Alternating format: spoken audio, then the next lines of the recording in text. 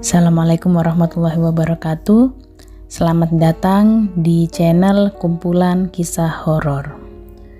Kali ini saya akan menceritakan cerita horor Pelet Damar Kinasih. Kisah kali ini adalah kisah seorang laki-laki yang ditolak cintanya oleh seorang perempuan. Sebut saja laki-laki ini dengan nama Ridwan dan sang perempuan dengan nama Nita. Ridwan tinggal di pinggiran kota Malang. Ia bekerja di salah satu toko di Malang. Dia berulang kali melamar sebagai pegawai negeri sipil, tapi selalu gagal. Dia lalu memutuskan bekerja di Malang saja, tidak perlu sewa rumah karena masih ikut orang tua. Sudah 1 tahun Ridwan bekerja di toko itu. Dia berangkat pukul 7 pagi. Sebelum pukul 8 pagi, Ridwan harus menyiapkan barang-barang dagangan yang akan dijual mulai pukul 8 di tokonya. Dia mempunyai teman 2 orang, yang satu laki-laki dan satunya perempuan. Yang laki-laki bernama Andi dan yang perempuan bernama Rani. Di dekat tempat kerjanya, tinggal seorang gadis cantik yang baru saja lulus SMA yang bernama Nita. Setiap Ridwan lewat dekat rumah gadis tersebut, si gadis pasti sedang main HP di depan rumahnya. Lama-kelamaan, Ridwan berani menyapa gadis tersebut apabila ia melewati rumah Nita. Sapaan Ridwan pasti dijawab oleh Nita. Karena berulang kali Ridwan melihat gadis tersebut, akhirnya Ridwan jatuh cinta kepada Nita. Pada hari Minggu Ridwan libur. Ridwan datang ke rumah Nita untuk mengajaknya rekreasi. Namun, Nita tidak mau dan mengatakan bahwa rekreasi itu harus dengan mobil. Sedangkan Ridwan hanya memiliki sepeda motor tua. Kelihatannya, ayah Nita juga melarang Nita berhubungan dengan Ridwan. Memang, Nita anak orang kaya. Maka wajar kalau Nita tidak mau berhubungan dengan Ridwan yang bukan anak orang kaya. Ucapan Nita itulah yang menyebabkan Ridwan kecewa dan sakit hati. Kejadian itu disampaikan oleh Ridwan kepada temannya yaitu Andi. Mendengar keluhan Ridwan itu, Andi juga menceritakan bahwa ia dulu juga pernah ditolak oleh calon istrinya. Ridwan lalu bertanya, bagaimana istrinya bisa menerima Andi pada akhirnya? Andi lalu menjawab bahwa dia mencari dukun di sebuah kota di Jawa Timur. Andi diberi pelet semar mesem oleh dukun tersebut, lalu istrinya mau dengan dirinya.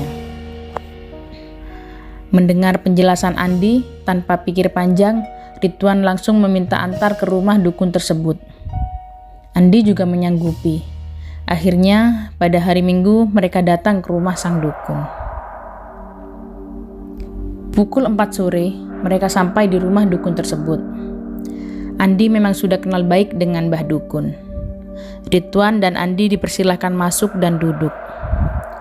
Setelah berbincang-bincang agak lama, Andi lalu menyampaikan tujuannya.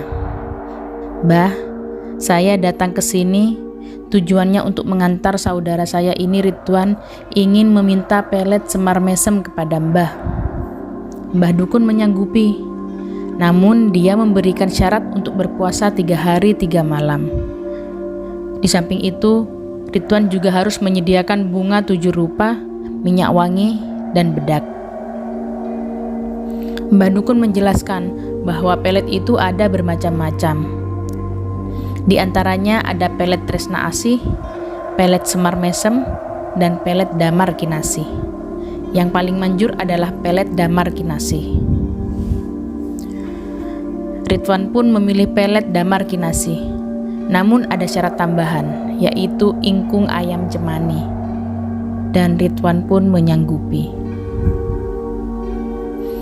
Pagi harinya, Ridwan dan Andi minta izin untuk pulang dan Mbah Dukun mengikuti karena akan memimpin ritual di rumah Ridwan. Mbah Dukun tinggal di rumah Ridwan selama beberapa hari. Ridwan juga puasa. Di samping itu, ia juga mencari syarat-syarat yang diminta oleh Mbah Dukun. Sekitar 5 hari, Ridwan sudah bisa memenuhi persyaratan-persyaratan tersebut. Malam Anggara Kasih, Selasa Kliwon. Diadakan ritual di kamar Ridwan. Semua sesajen diletakkan di meja kecil dalam kamar Ridwan. Yang ada dalam kamar itu hanya Ridwan dan Mbah Dukun. Kemenyan segera dibakar. Mbah Dukun sambil mengucapkan mantra dalam bahasa Jawa.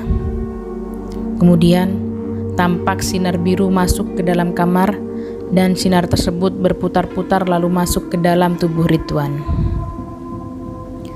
Ritual sudah selesai dan pagi harinya Mbah Dukun minta izin untuk pulang. Sebelumnya, ia diberi uang jasa oleh Ridwan. Selanjutnya, Ridwan bekerja seperti biasanya.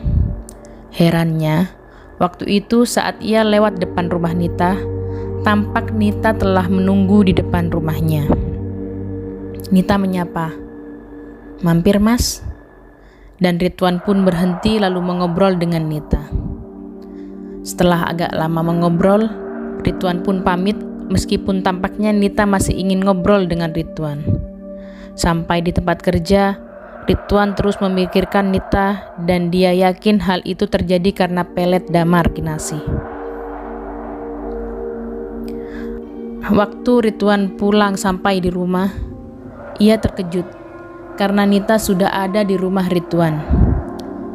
Nita minta maaf kepada Ridwan atas kata-kata yang pernah ia ucapkan kepada Ridwan yang mungkin menyakiti hatinya. Ridwan pun memaafkan. Nita kelihatannya sudah terpengaruh pelet damar kinasih, tampak ia selalu lengket dengan Ridwan. Katanya ia akan di rumah Ridwan terus tidak akan pulang. Ayahnya Nita datang ke rumah Ridwan dan marah-marah kepada anaknya dan menarik Nita untuk dibawa pulang. Keesokan harinya, pada pagi hari, Nita datang kembali ke rumah Ridwan. Dan malam harinya, Nita sudah disediakan kamar tersendiri. Namun, pada jam 12 tepatnya tengah malam, ia pindah ke kamar Ridwan, lalu ia memeluk Ridwan dan terjadilah hubungan layaknya suami istri. Mengetahui hal tersebut, orang tua Nita pun tidak dapat berbuat apa-apa. Akhirnya, orang tua Nita dan orang tua Ridwan sepakat untuk anaknya segera dinikahkan. Meskipun sebenarnya orang tua Nita tidak setuju. 2 bulan kemudian pernikahan dilaksanakan di rumah Nita. Pernikahan itu diadakan secara sederhana. Seusai pernikahan, Nita tinggal di rumah Ridwan. Setahun sesudah pernikahan, Ridwan dibuatkan rumah oleh mertuanya di kota. Setelah itu, mereka tinggal di kota. Waktu itu, Ridwan dan Nita sudah dikaruniai anak laki-laki. Ternyata, pelet damar kinasih sasarannya bukan hanya Nita, tetapi wanita-wanita lain juga terkena. Istri bosnya juga terkena pelet itu. Ia merayu Ridwan untuk berhubungan badan dan terjadilah perselingkuhan. Bosnya marah-marah dan Ridwan dipecat dari pekerjaannya. Waktu ia pulang kerja, ia sudah ditunggu oleh Susi tetangganya. Susi tahu kalau Nita istri Ridwan baru pergi ke tempat orang tuanya. Susi mengatakan kalau dia mencintai Ridwan. Susi memeluk dan mencumbu Ridwan. Ridwan pun tidak kuasa menahan gejolak birahinya. Keduanya masuk kamar dan berhubungan badan. Tidak lama kemudian Nita pulang. Nita mendobrak pintu kamar dan memergoki mereka berdua. Nita marah dan menarik Susi keluar kamar sambil memarahi Susi dan Susi pun berlari pulang. Kemudian terjadilah perang mulut antara Nita dan Ridwan. Nita akhirnya meminta cerai pada Ridwan. Karena dipecat, Ridwan menjadi pengangguran. Waktu ia berjalan ke pasar, banyak wanita termasuk mahasiswi berlari-lari menggandeng dia. Ridwan merasa malu karena dilihat orang banyak. Herannya, yang tertarik pada Ridwan bukan hanya manusia, hewan pun kepincut pada Ridwan. Melihat Ridwan lewat, kambing, domba, lembu betina berlari-lari mengejar Ridwan. Binatang-binatang betina itu tertarik kepada Ridwan. Ya, itu semua adalah pengaruh dari pelet damar kinasih. Karena bingung, Ridwan mengajak Andi pergi ke tempat Mbah Dukun untuk menetralisir kekuatan pelet damar kinasi. Ternyata, setelah sampai rumah Mbah Dukun, pelet damar kinasi itu tidak dapat dinetralisir katanya. Ridwan pun minta dilepas saja. Namun kalau dilepas, akan ada efeknya yang Mbah Dukun pun tidak tahu apa yang akan terjadi. Ridwan pun nekat meminta Mbah Dukun untuk melepas pelet damar kinasi itu. Dan Mbah Dukun pun menyanggupinya. Acara pelepasan pelet damar kinasi segera dimulai. Ridwan diminta berbaring di kamar ritual Mbah Dukun. Selanjutnya, dukun tersebut membakar kemenyan. Ia tampak komat kamit membaca mantra.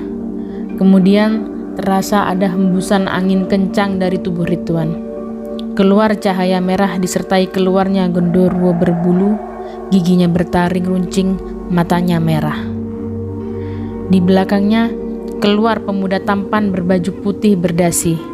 Selanjutnya, genderuwo dan pemuda tampan itu menghilang. Sang dukun mengakhiri acara tersebut, kemudian ia berkata kepada Ridwan bahwa peletnya sudah keluar. Kemudian Mbah Dukun dan Ridwan duduk di ruang tamu. Siang harinya, Ridwan dan Andi minta izin untuk pulang. Sebelumnya, Ridwan memberi uang tanda jasa kepada sang dukun. Pukul 5 sore, Ridwan dan Andi sudah sampai di rumah. Ridwan waktu itu menjadi pengangguran karena sudah dipecat oleh bosnya. Untuk sementara, ia membantu ayahnya bertani. Setelah melepas peletnya, sudah tidak ada wanita yang mendekati Ridwan. Nita pun sudah tidak peduli terhadap Ridwan. Akhirnya, Ridwan jatuh sakit sehingga ia menderita stroke. Sakitnya Ridwan itu akibat dari dilepasnya pelet damar kinasi oleh sang dukun. Itulah kenyataan efek dari pelet damar kinasi. Hal itu merupakan pembelajaran bagi kita untuk tidak bermain pelet, memakai susuk, atau sebangsanya. Demikian kisah horor pelet damar kinasi yang bisa saya ceritakan. Semoga bisa mengambil pelajaran dari kisah ini. Wassalamualaikum warahmatullahi wabarakatuh.